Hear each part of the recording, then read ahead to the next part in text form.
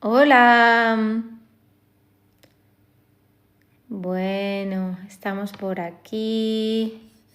Vamos a ver si se conecta alguien, que tengo que contaros cositas. Hola, Steffi. Hola. Muy buenas, Garita, Inla, Susana. Hola a todas. Bienvenidas, Encarnita. Muy buenas. Bueno, vamos a ir avisando a más personas. Hola, Mar, de que estamos por aquí. Vamos a ponerlo aquí, directo en TikTok. Ahora. Hola, Tatico. A ver si más personas se pueden unir. Hola a todas, hola a todos. Bueno, me lanzo. No sé si habéis estado siguiendo mi perfil estos días, pero el otro día, la semana pasada, el día 25 de abril, estuve en unos premios nominada en la categoría de divulgación científica y no, esta vez no me llevé el premio, pero no será porque no divulgo, es que hay gente que hace más divulgación que yo, obviamente. Hola, María del Mar.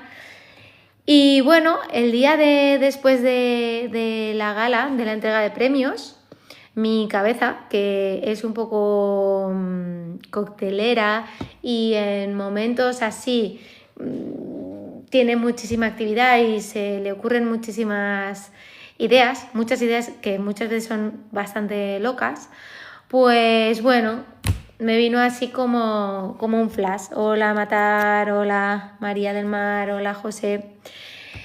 ¿Y qué se me ocurrió para esto de seguir divulgando sobre voz? Bueno, pues hacer un macro directo en otro de mis canales, en YouTube, que creo que no lo podemos decir abiertamente porque si no este vídeo se nos va al garete.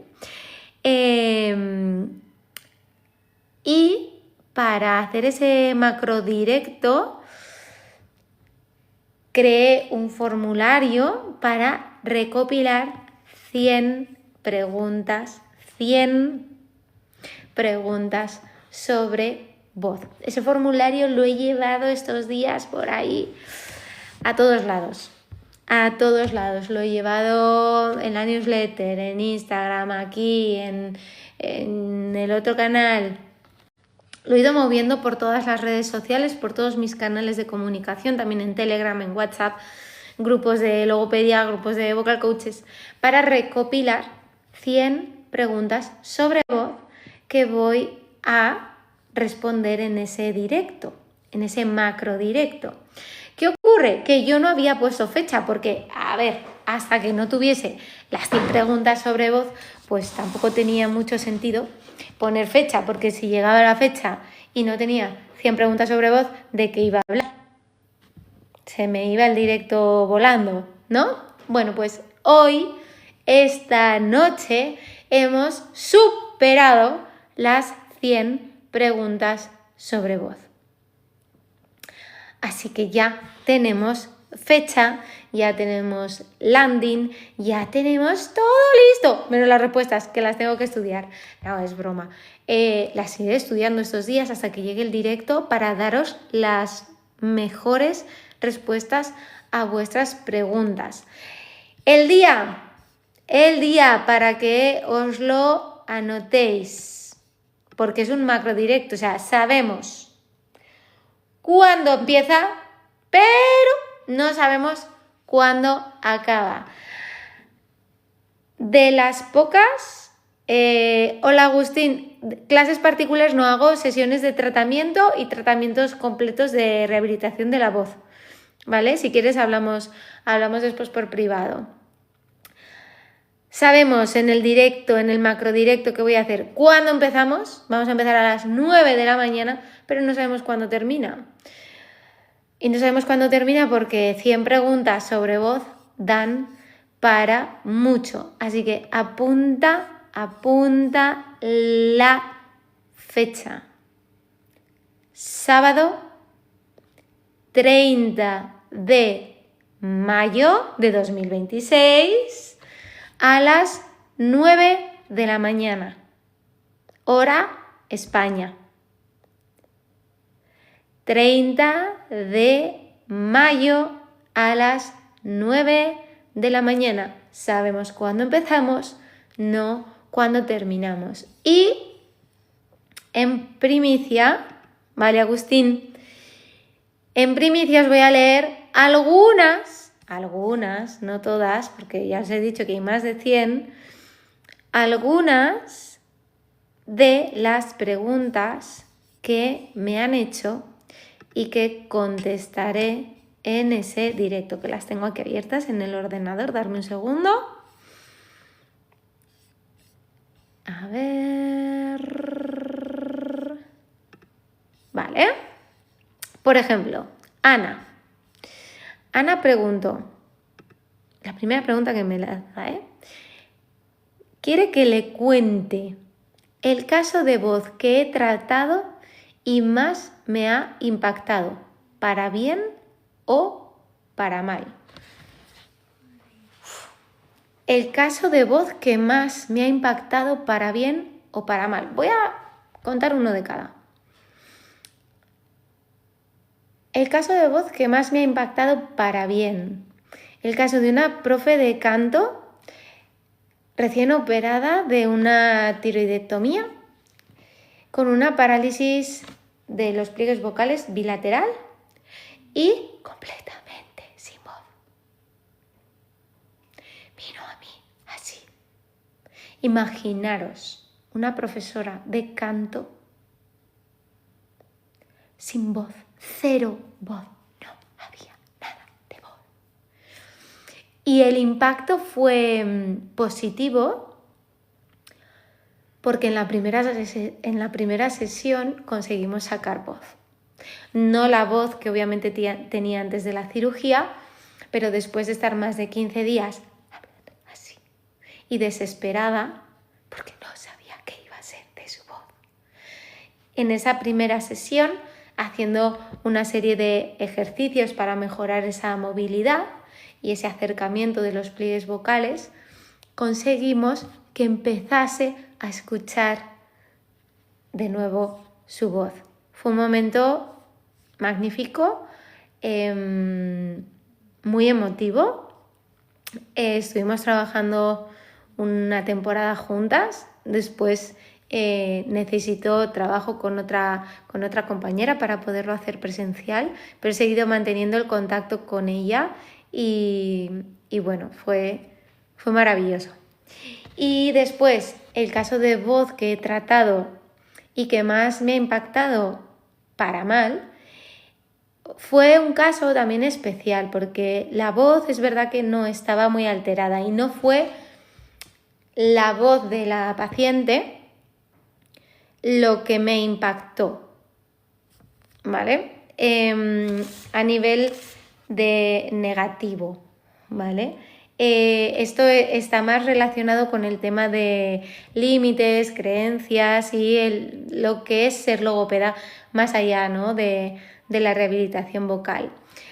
Os voy a contar el caso que he tratado que más me ha impactado a nivel negativo por la implicación que tuvo más allá de la recuperación vocal. Como os decía, era un paciente que no tenía una gran alteración vocal, no había una disfonía muy limitante. O sea, la persona que vino a la consulta sí que tenía una voz funcional, estaba en activo, trabajaba, tenía su vida social. Es verdad que con alguna limitación y con ciertas molestias, pero seguía hablando, seguía fonando. ¿vale? Lo que me impactó para mal fue la poca implicación en la terapia. Es decir, al principio sí que hubo como una implicación y una adherencia fuerte. Se desplazó hasta la clínica, me comentaba que estaba muy comprometida con su voz, que iba a hacerlo todo, que estaba dispuesta a seguir todas las rutinas que marcábamos. Todo en principio iba a ser maravilloso, en principio iba a ser una rehabilitación bastante sencilla porque, como os he dicho, no había una limitación vocal grande, o sea, no iba a ser una rehabilitación vocal larga y no iba a haber un límite en la rehabilitación vocal, pero la falta de adherencia a la terapia hizo que todo se complicase. La persona dejó de confiar en la logopedia, no porque no tuviese resultados, porque en la primera sesión su voz mejoró mucho con algunos de los ejercicios que hicimos y eso es un buen pronóstico. No quiere decir que se vaya a quedar ya con una voz buena por hacer un ejercicio, pero si la voz responde bien a diferentes estímulos, es un buen pronóstico. Bueno, pues empezó a desconfiar, no practicaba, no seguía las pautas que le daba, quería seguir haciéndolo todo igual, es decir, quería seguir sin hacer nada y que la logopedia fuese una varita mágica que hiciese ¡cling! Y le devolviese su voz. Y fue duro, fue una experiencia que me impactó para mal, porque ahí tuve que trabajarme yo mucho no mi ego, porque es que yo lo digo y lo conté en el libro de Ni un respiro. Yo soy la misma logopeda para esta paciente que para la otra, que para la otra, que para la otra. Y si eres mi paciente me voy a implicar en tu rehabilitación al 100%, pero yo tengo un límite. O sea, mi papel en la recuperación de la voz de una persona llega hasta un punto. De ahí en adelante es suyo, su responsabilidad, su coherencia, su compromiso, su práctica, su capacidad de seguir las rutinas, los hábitos. Y yo no me puedo ir a casa de los pacientes. Entonces, fue un caso que me impactó para mal en ese momento porque me hizo cuestionarme muchísimo mi práctica profesional y decir, ¿qué he hecho mal? No sé, la he tratado mal, le he hablado mal, no estoy haciendo un buen acompañamiento, además es que era presencial, o sea, me cuestioné a mí misma y en ese momento sí que me impactó para mal porque lo pasé mal esa temporada.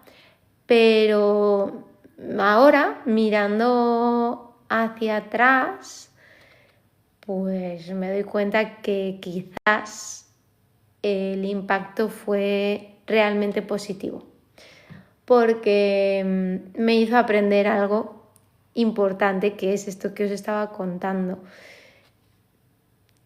No toda la rehabilitación, no todo el peso del éxito o el fracaso de una rehabilitación vocal recae sobre mí. Si el paciente mejora y mejora rápido, no solo soy yo la responsable, es el paciente, que es quien me ha buscado, quien se ha comprometido, quien ha pagado, quien ha realizado los ejercicios, quien ha cambiado sus hábitos. Y de la misma manera, cuando un paciente no evoluciona, es lo mismo. No todo depende de mí. Yo le he dado todo lo que estaba en mi mano, pero si esa persona no hace los ejercicios, no sigue las rutinas, sigue, por ejemplo, fumando, sigue gritando, no hace reposo vocal, no duerme con la boca tapada para respirar por la nariz, los hábitos o las rutinas que le pautemos como prescripción sanitaria no está en nuestra mano, entonces que mejore. Yo siempre en las clases del experto universitario lo comento. O sea, tú puedes tener un problema de salud importante, ¿no? Imagínate que tienes que ir al oncólogo y que tienes un problema de ese calibre en el pulmón y te dice que tienes que dejar de fumar porque fumar es malo y tú continúas. Entonces, ¿qué culpa tiene el oncólogo? Una persona con diabetes y le dicen que deje el azúcar y no lo deja. El endocrino no puede hacer nada. Una persona con hipertensión y no se mueve, no sale a hacer deporte, no cambia sus hábitos de vida. ¿Qué va a hacer el cardiólogo? No tiene la culpa. O sea, el paciente tiene una responsabilidad muy alta, la más alta en su recuperación. Y esta paciente me enseñó esto, a desapegarme bastante del resultado de mis pacientes, porque yo soy la misma para todos. Yo soy la misma para todos. Yo no tengo la culpa si soy un entrenador físico de que no vengas al gimnasio las veces que has dicho que vas a venir. Por eso ahora trabajo con tratamientos cerrados. En plan, empezamos y acabamos. Yo me aseguro de que yo, desde mi parte, desde lo que depende de mí, te lo doy todo y el resto es tu responsabilidad.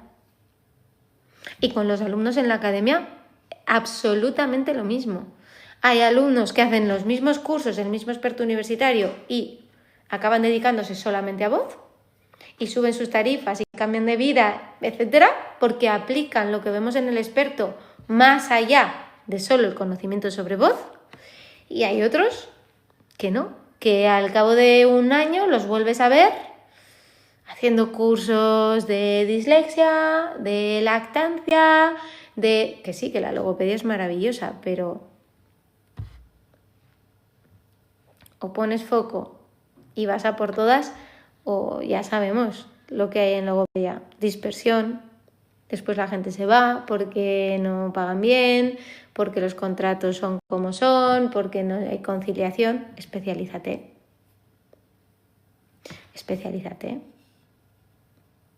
Y haz que suceda. ¿Vale? ¿Queréis que os cuente alguna otra de las preguntas que hay recopiladas? Yo os he dicho, hay más de 100, ¿eh? A ver. Vamos a leer otra.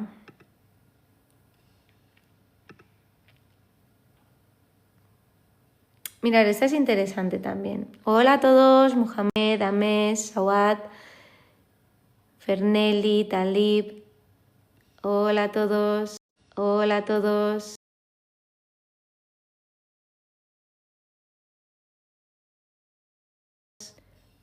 La última, ¿vale? Dame un segundo. Vamos a leer la última. ¿La capacidad de alcanzar escalas más altas disminuye con la edad?